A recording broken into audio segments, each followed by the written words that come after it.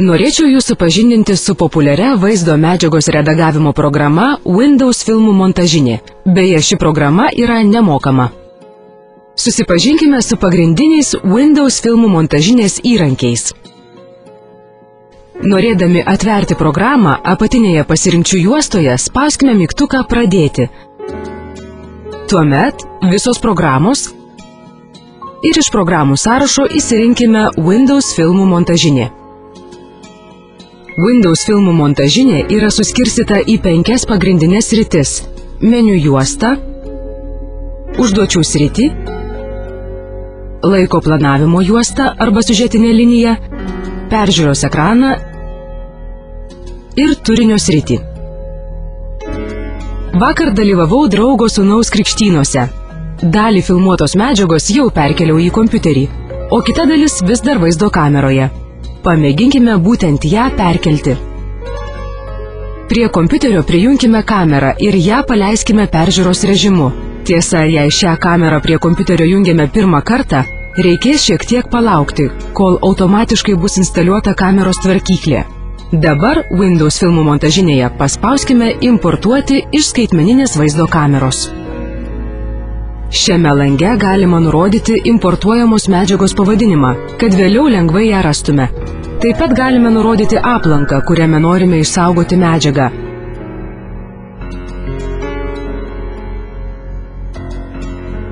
Nurodę spauskime Pirmyn. Čia pasirinkime, ar į kompiuterį norime importuoti visą vaizdajuostę, ar tik vaizdajuostės dalis. Pasirinkę, spauskime Pirmyn. Naudodami skaitmeninės vaizdo kameros valdiklius, galime nustatyti vaizdajuostės dalį, kurią importuosime.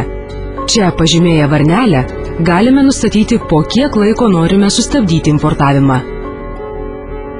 Norėdami pradėti vaizdo įrašo importavimą, spaudžiame šį mygtuką. Jeigu norėtume sustabdyti įrašymą, reikėtų paspausti mygtuką Stabdyti vaizdo įrašo importavimą. Na, o norėdami baigti vaizdo įrašo importavimą, spauskime Baigti. Štai turinio srityje matome iš kameros perkeltą vaizdo įrašą. O dabar į programą įkelkime kitą dalį krikštynų medžiagos, kurią turiu išsaugojusi kompiuteryje. Taigi, užduočių srityje paspauskime Vaizdo įrašai. Pasirinkime vaizdo įrašo failą, kurį norime įkelti. Tuomet spauskime Importuoti. Na štai, puiku. Montažinėje matome abi importuotas krikštynų dalis. Iš laiko juostos keliaukime į siužeto liniją. Iš turimų failų sudėliokime savo filmuko siužetinę liniją. Tai reikia kairiu pelės žymeklio klavišu spustelėti ant failo ir laikant jį pernešti į norimą vietą.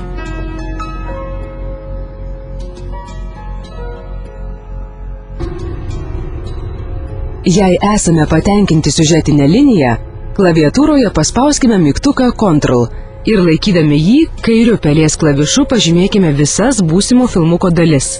Tada monitoriuje paspauskime mygtuką Leisti. Pamatysime, kaip sukurtos siužetinės linijos dalys dera viena su kita. Žiūrėdami galime suplanuoti, kaip montuosime visą medžiagą. Taigi, nieko nelaukę, sumontuokime filmuką. Jeigu norime pašalinti nereikalingą vaizdo medžiagą, galime ją lengvai iškirpti. Paspauskime mygtuką Siužetinė linija, tuomet pasirinkime Laiko planavimo juostą. Dabar vaizdo juostoje matome visus klipus suskirstytus pagal laiką. Pažymėkime norimą klipą ir paslinkime žymeklį į norimą vietą. Pavyzdžiui, nuo kurios norime, kad prasidėtų mūsų kuriamas klipas. Paspauskime Klipas, Koreguoti pradžią.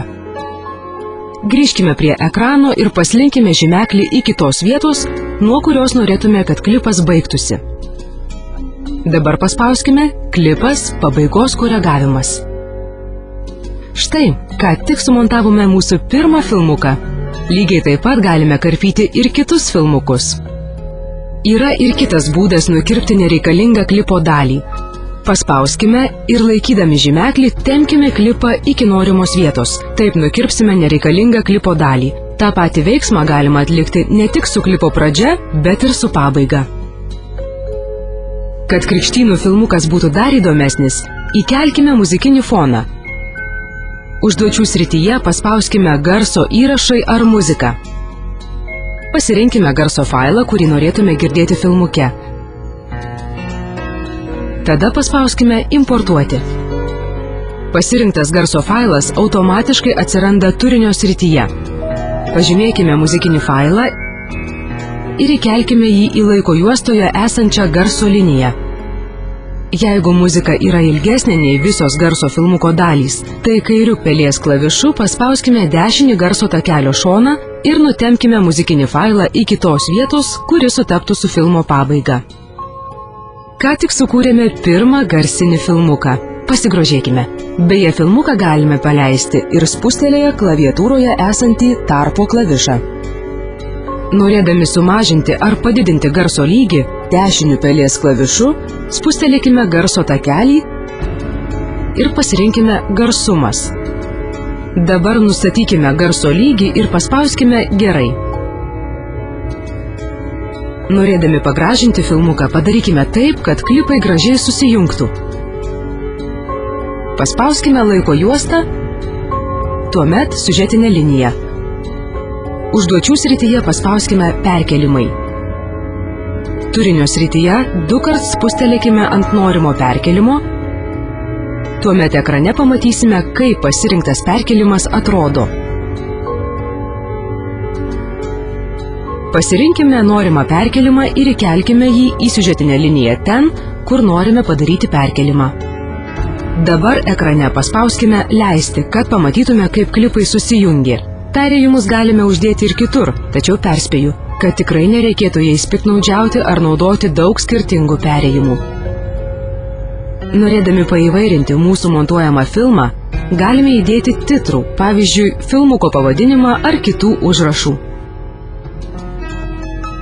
Užduočių srityje paspauskime pavadinimai ir kūrėjų sąrašas. Kur norime dėti pavadinimą? Filmuko pradžioje, prieš pasirinktą klipą ar prie pasirinkto klipo? O gal norime įkelti kūrėjų sąrašą filmuko pabaigoje? Tai reikia spustelėti norimą nuorodą. Taigi įrašykime filmuko pavadinimą. Taip pat galime pakeisti pavadinimo animaciją. Apačioje paspauskime keisti pavadinimo animaciją. Animacijos stilių sąraše 2 kart spustelėkime norimą stilių, kad peržiūrėtume, kaip atrodys pavadinimas.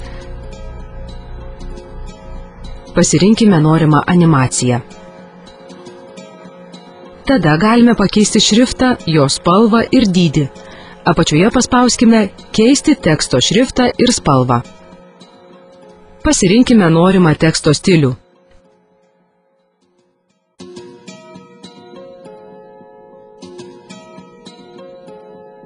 Jeigu jau baigėme kurti pavadinimą, paspauskime pridėti pavadinimą. Štai matome, filmuko pradžioje atsirado pavadinimas. Kiekvienam filmukui galime uždėti įvairių įdomių efektų, kurie pagražins ar net pakeis mūsų filmą. Užduočių srityje paspauskime nuorodą efektai. Turinio srityje 2 kart spustelėkime norimą efektą ir iškart ekrane pamatysime, kaip tas efektas atrodo. Iš gausybės galime pasirinkti efektą filmo amžius, sukimo efektą, judėjimo efektą ir daugybę kitų. Taigi pasirinkime norimą ir siužetinėje linijoje įkelkime jį į klipą.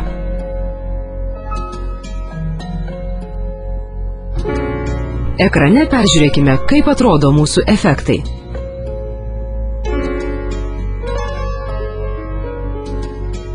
Dabar išmoksime, kaip su visu pasauliu dalintis sukurtu filmu. Pirmiausia, išsaugokime filmą kompiuteryje. Jeigu pasirinktume nuorodą įrašyti projektą, mūsų kūrimo projektas būtų išsaugotas, tačiau jį galėtume atidaryti tik su Windows filmų montažine. Taigi mūsų filmas būtų neišsaugotas, išliktų tik montažo eiga, efektai, kuriuos mes ateityje galėtume keisti. Norėdami išsaugoti ir publikuoti naujai sumontuotą filmą, kompiuteryje spustelėkime Failas, publikuoti filmą. Filmą norime publikuoti savo kompiuteryje, taigi spustelėkime Šis kompiuteris Tuomet pirmyn. Laukelyje failo vardas įrašykime filmo pavadinimą. Tuomet spauskime pirmyn. Šiame lange galime pasirinkti filmo parametrus. Štai apačioje matome esamus filmuko parametrus. Jeigu jie netinka, galime juos keisti. Jei paliekate originalius parametrus arba juos keičiate, nepamirškite spustelėti publikuoti. Luktelėkime ir spauskime baigti. Išsaugotas filmas atsiras nurodytame kataloge. Norėdami išsiųsti filmą elektroniniu paštu draugams, užduočių srityje paspauskime L.paštas. Programa automatiškai sukurs ir priseks filmuką prie laiško. Aišku, jei turima pašto programa yra tinkamai sukonfigūruota. Spauskime pridėti filmą. Telieka įrašyti draugo elektroninio pašto adresą, laiško pavadinimą ir spausti siųsti. Norėdami įrašyti filmą į kompaktinį diską, pirmiausia įdėkime tuščią kompaktinį diską į diskų skaitytuvą ir užduočių srityje pasirinkime įrašomasis kompaktinis diskas. Įrašykime failo pavadinimą. Taip pat galime įrašyti kompaktinio disko pavadinimą. Dabar telieka paspausti pirmyn. Pasirinkime filmo parametrus. Pavyzdžiui, aš renkuosi rekomenduojamus parametrus, kad jei prireiktų, galėčiau glaudinti failą. Tada spustelėkime publikuoti. Tek šiek tiek palaukti. Kai filmas bus įrašytas, paspauskime baigti. Jeigu norime filmą įrašyti į dar vieną kompaktinį diską, pažymėkime varnelę, įrašykite šį filmą į kitą įrašomą diską ir spauskime pirmyn. Jeigu norime su visu pasauliu pasidalinti filmu, siūlau jį publikuoti internete. Pavyzdžiui, svetainėje www.youtube.com. Taip pat galime publikuoti svetainėje www.vimeo.com. Kaip matote, Windows filmų montažinėje galime profesionaliai ir pakankamai lengvai montuoti filmus. Taigi kurkime ir dalinkimės.